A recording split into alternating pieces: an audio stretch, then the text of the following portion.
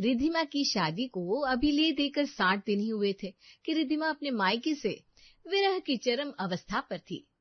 नहीं नहीं नहीं नहीं, और नहीं रहा जा सकता मम्मी। मुझे यहाँ रहते रहते पूरे 60 दिन हो गए, वो भी तुम्हारे बिना। तुम्हें पता है ना, मैं तुम्हारे बिना एक सेकंड भी नहीं रह सकती, और यहाँ तुम्हारे बिना पूरे 60 दिन हो गए मम्मी। अब मैं वहाँ आ रही हूँ बस, हाँ, और वो भी पूरे 1 महीने के लिए। अरे तू भावनाओं में बहकर कुछ भी बोल रही है बेटा।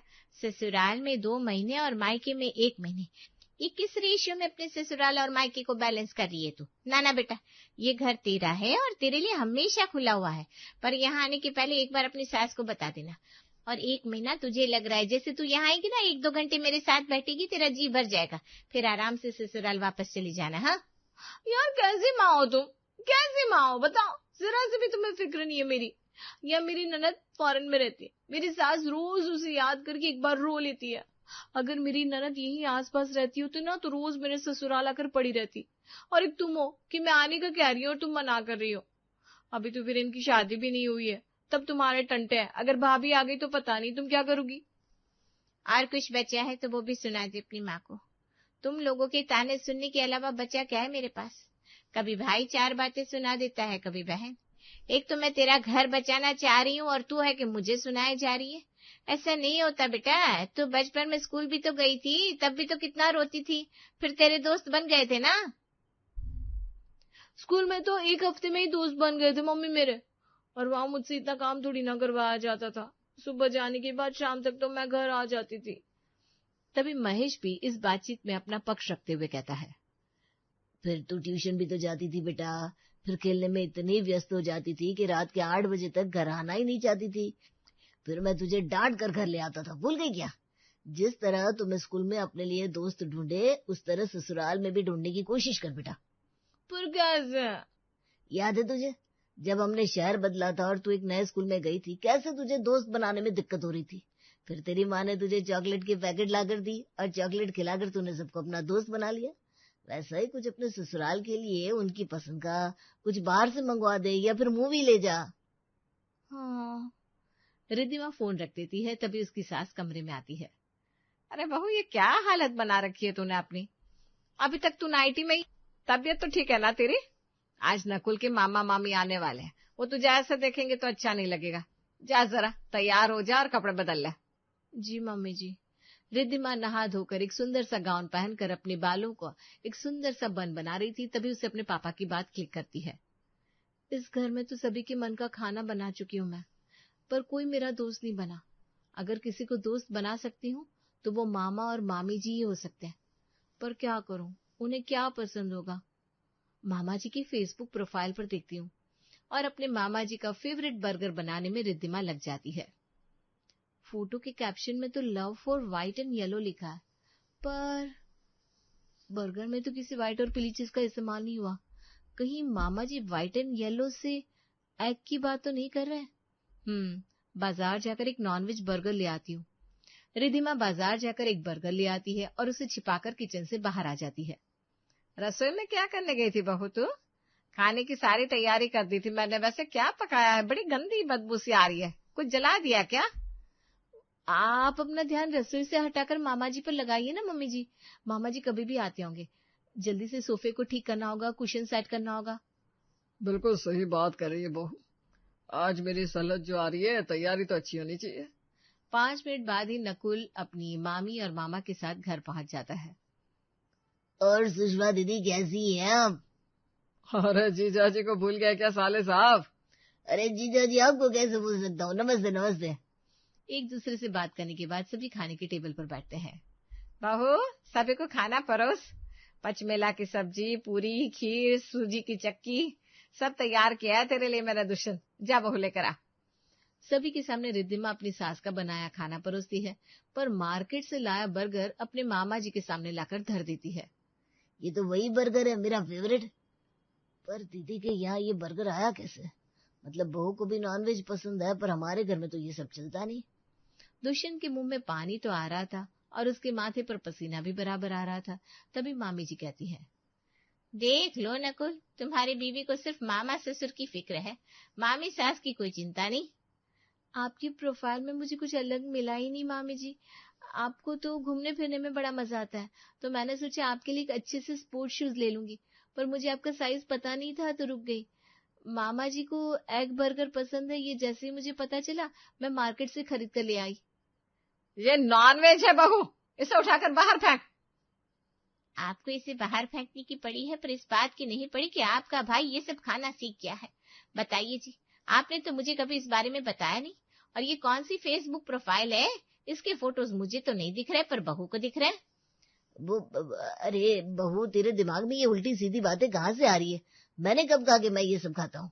मामा जी आप नहीं खाते तो मामी की कसम खाकर बोलिए। और बस दुष्यंत बेचारे का भांडा यहीं फूट जाता है।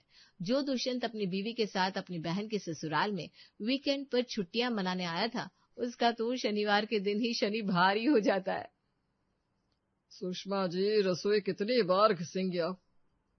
अपने सब कुछ धो लिया और बहू ने बताया भी कि उसने रसोई में कोई चीज रखी नहीं है, पैकेट अलग से रखा था। अब आप ये सोचिए कि इस सब के चक्कर में आपको ये पता चल गया कि आपके भाई को मार्केट में ऐसी चीजें खाने की आदत लग गई है। हाँ मम्मी जी, अब छोड़िए ना, मैं तो बस मामा जी के साथ अपने रिश्ता अच्छा करने की कोशिश कर रही थी। सैटरडे को तुम सबके चक्कर में मैंने छुट्टी ले ली। अब मुझे इसका काम कल संडे को जाकर ऑफिस में करना पड़ेगा। मामा जी भी वापस लौट गया और मेरा काम भी बढ़ गया। पर आपको शनिवार को छुट्टी क्यों नहीं देते? मामा जी बता रहे थे कि प्रेम को पुणे में जॉब लगी है और ड्यूटी सिर्फ मंडे टू फ्राइडे ही करनी पड़ती है। उसके बाद फिर आराम से 3 घंटे ट्रेवल करके मुंबई वापस आ जाता है प्रेम मामा जी के पास। प्रेम तो महज 24 साल का है और उसे इतनी अच्छी नौकरी मिल सकती है, तो आपको क्यों नहीं? ये बात सही कह रही है बहू। बेटा तू भी ऐसी नौकरी ढूंढना। आजकल बड़ी कंपनियों में ऐसी तो नौकरी होती है सिर्फ 9 से 5 की, और फिर आराम करो और उसमें 5 दिन में 2 दिन घर पर रहो और 3 दिन ऑफिस जाओ। इस कंपनी में पिछले 6-7 साल से काम कर रहा है तू, पर ना प्रमोशन मिलती है ना वहां तेरी इज्जत है। मैं तो कहती हूँ छोड़ दे इस काम को। 1 महीने बाद अपने नए काम का ज्वाइनिंग लेटर लेकर नकुल घर आता है। हे भगवान, सच में तू बड़ा ही सच्चा है। तेरे लिए मैंने लड्डू बनाए और तूने मेरे लिए मेरे मायके जाने का रास्ता खोल दिया। अब हर शुक्रवार की रात मैं मम्मी के पास चली जाऊंगी, आराम से शनिवार वहां रहेंगे और संडे को मैं नकुल के साथ वापस लौट आऊंगी। फिर रविवार को नकुल अपने पेरेंट्स के साथ वक्त बिताएगा। शनिवार मेरा, रविवार नकुल का, बल्ले बल्ले बल्ले। शुक्रवार की रात को बिस्तर पर लेटा हुआ वीरेन बिस्तर की चादर पर उंगलियों से सलबटे बनाता हुआ, शर्माते हुए अपने गर्लफ्रेंड नताशा से बात कर रहा था। तभी दरवाजे की घंटी बजती है। बेबी, लगता है दरवाजे पर कोई आया है। मम्मी किचन में, मैं जरा देख कर आता हूँ कौन है। हे सुनो ना, फोन मत रखना, तुम जाओ दरवाजा खोलो, मैं यही हूँ। वीरेन अपने फोन को पॉकेट में रखकर भागता हुआ दरवाजा खोलता है। अरे मेरे भाई, कितना सूख गया है तू। मुझे पता था मेरे बिना तेरी यही हालत हुई होगी। कहा तो रिद्धिमा, ये तो बिल्कुल वैसा ही लग रहा है जैसा कि बारात के वक्त लग रहा था। अरे बेटा, तू अचानक कब प्लान बनाया? तूने बताया नहीं, वरना मैं घर जरा ठीक करके रखती। मुझे लगा कि मैंने अगर बता दिया तो तुम मुझे कहीं आने से मना ही ना कर दो, पिछली बार की तरह। हाँ, और रात को हम यहीं रुकने वाले हैं, इसलिए वीरेन भाई साहब जरा मेरा कमरा खाली कर दीजिएगा। बिल्कुल दीदी, ये कोई बोलने की बात है। मुस्कुराते हुए वीरेन अपने कमरे को खाली करने आ जाता है। बड़ी खुशी हो रही है कमरा खाली करने में, अच्छी बात है। अरे दी आई है ना नताशा, तुमने सुना नहीं? उनकी आती ही तुम अपना सामान खाली करने लगे, सही है। आगे जाकर हमारी शादी हुई और हमारी शादी के बाद अगर दी आई तो क्या मुझे लेकर कमरे से बाहर आ जाओगे? फिर हम कहाँ सोएंगे, हॉल में? अरे नहीं नहीं, तुम बहुत दूर की सोच रही हो नताशा। ज्यादा दूर की नहीं कहती। अभी कुछ महीने पहले तुम अपनी बहन को विदा करने के पहले मुझे अपने घर लाना चाहते थे, और आज हमारी शादी दूर की बात हो गई। I don't want to talk to you. हाँ, ये कहकर नताशा फोन कट कर देती है। वीरेन हॉल में आकर सो जाता है। रिद्धिमा और नकुल कमरे में चले जाते हैं। क्या करूं, नताशा तो नाराज हो गई। अगर उसे अभी कॉल किया तो हमारी खुसुर पुसुर की आवाज से पापा जग जाएंगे और 10 बातें सुनाने लगेंगे। अच्छा कोई बात नहीं, कल सुबह मना लूंगा उसे। अगली सुबह दूध वाली की आवाज से वीरेन की आंख खुलती है और सबसे पहले वो अपने फोन को यहाँ वहां ढूंढता है। अरे यार मम्मी, मेरा फोन कहाँ है? कहीं सोफे के नीचे तो नहीं चला गया? दिन भर रसोई संभालू और रात को ये देखूं तू फोन कहाँ रखकर सो रहा है। अरे तेरी बहन लेकर गई है। रिद्धिमा का फोन काम नहीं कर रहा था और तू हॉल में सोया हुआ था, तो वो टीवी ऑन नहीं कर सकती थी, इसलिए तेरा फोन लेकर चली गई। कमरे में पिक्चर देख रही है। अरे ओ नताशा। वीरेन रिद्धिमा को आवाज लगाता है, जिसे सुनकर नकुल कमरे का दरवाजा खोलता है। 1 मिनट जीजू, मुझे दीदी से बात करनी है। अपने जीजू को साइड कर वीरेन कमरे के अंदर जाता है और देखता है उसकी बहन दोनों कानों में ईयर प्लग्स लगाकर आराम से उसके फोन में पिक्चर देख रही है। जीजू का फोन नहीं था क्या दीदी? आपको मेरा ही फोन मिला था। सुबह 5 बजे का अलार्म लगाकर सोया था मैं, अभी 11 बज रहा है। आप फोन लेगी तो मेरी नींद भी नहीं खुली और किसी ने मुझे जगाया भी नहीं। नताशा नाराज है, मुझे उसे मनाना था। बाप रे बाप, एक फोन ही लिया है, जायदाद में हिस्सा नहीं मांग लिया जो ऐसे बिहेव कर रहा है तू। भूल गया जब पहली बार मुझे फोन मिला था, कैसे मुझसे ज्यादा उसका इस्तेमाल तू करता था। और आज मैंने तेरा फोन ले लिया तो तेरी जान पर बनाई। शादी के बाद तो पति पत्नी को एक दूसरे के साथ वक्त बिताने का मौका ही नहीं मिलता, और यहाँ नताशा एक रात बिना बात किए रह नहीं पा रही है।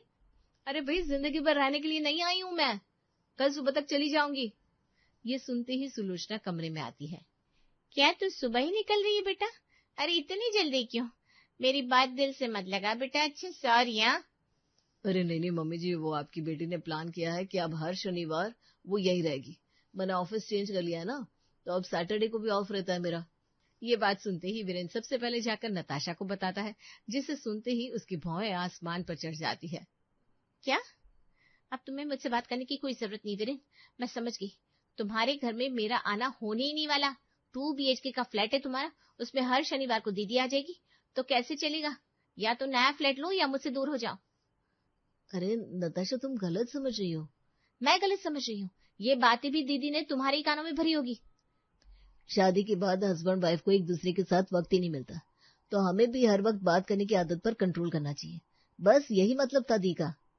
कहाँ की बात कहाँ पहुंच रही थी। रिद्धिमा, जो अपने मायके वालों से दूर नहीं रह पा रही थी, अपने मायके आई थी और उसके आए हुए कुछ घंटे हुए नहीं थे कि नताशा को तकलीफ होने लगी थी।